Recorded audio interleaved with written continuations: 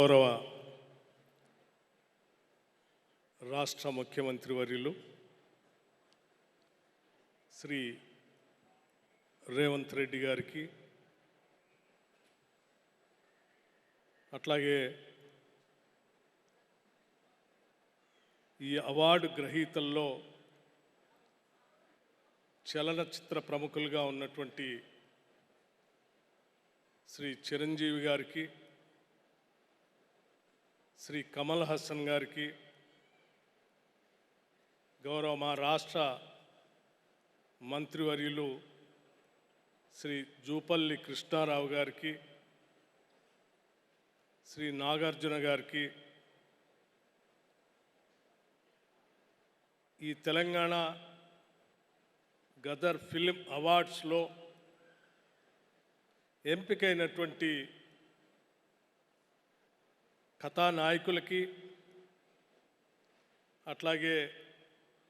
ఇతర సినిమాలకి, రచయితలకి, డైరెక్టర్స్కి, ప్రొడ్యూసర్స్కి, ఇతర సినిమా రంగాల్లో ఉన్నటువంటి అనేక మందికి తెలంగాణ రాష్ట్ర ప్రభుత్వం తరఫున ముందుగా ఉగాది శుభాకాంక్షలు తెలియజేస్తూ, ఈ తెలుగు సినిమా కేవలం తెలంగాణ రాష్ట్రానికే పరిమితం కాకుండా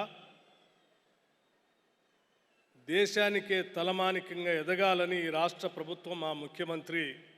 మన ముఖ్యమంత్రి శ్రీ రేవంత్ రెడ్డి గారు పట్టుదలతో ఈ తెలంగాణ గద్దర్ ఫిల్మ్ అవార్డ్స్ని గతంలో ఒక 10 సంవత్సరాలు ఈ రాష్ట్రంలో ఈ అవార్డ్స్ లేకుండా ఉంటే తిరిగి వాటిని ప్రవేశపెట్టి ఈ చలనచిత్రాన్ని దిగ్విజయంగా దేశానికే కాదు ప్రపంచానికి కూడా పరిచయం చేయాలనేటువంటి ఆలోచనతో ఈ అవార్డ్స్ని తిరిగి ప్రారంభించడం జరిగిందని చెప్పడానికి నేను చాలా సంతోషిస్తూ ఉన్నాను. ఈరోజు తెలుగు చలనచిత్ర పరిశ్రమ కేవలం తెలంగాణ రాష్ట్రానికే కాకుండా దక్షిణాది రాష్ట్రాలకే కాకుండా యావత్ భారతదేశాన్ని పరిధులు దాటి ప్రపంచ స్థాయిలో హాలీవుడ్ స్థాయికి కూడా మన తెలుగు సినిమాలు వెళ్ళినటువంటి సందర్భం మనందరికీ తెలిసింది. సినిమా అన్నా కళలన్నా కేవలం కళల కోసమే కాదు, ఇది ప్రజల కోసం అని చెప్పి చాటినటువంటి అనేక తెలుగు సినిమాలు ఈ రాష్ట్రంలో దేశంలో మనందరం చూసాం. తెలుగు సినిమాలు సమాజంలో ఉన్నటువంటి అనేక రుగ్మతలు, అనేక సందేశాత్మక చిత్రాలను తీసి కేవలం సందేశాన్ని ఇవ్వటమే కాదు కమర్షియల్గా కూడా విజయాలు సాధించిన అనేక సినిమాలు మనం చూసాం. సత్య హరిశ్చంద్ర, కన్యాశుల్కం, మరో ప్రపంచం, రోజులు మారాయి, కాలం మారింది, దానవేర శూర కర్ణ లాంటి అనేక సినిమాలు ఒక సందేశాన్ని ఇవ్వటమే కాకుండా పెద్ద ఎత్తున ఈ సమాజానికి ఒక మార్పు కోసం నాంది పలికినటువంటి అనేక సినిమాలు తెలుగు చలనచిత్రంలో సీమలో ముందుకు వచ్చాయి. ఈరోజు కూడా ఈ చిత్రసీమ అవార్డ్స్ సందర్భంగా తీసినటువంటి అనేక సినిమాలు సామాజిక సందేశంతో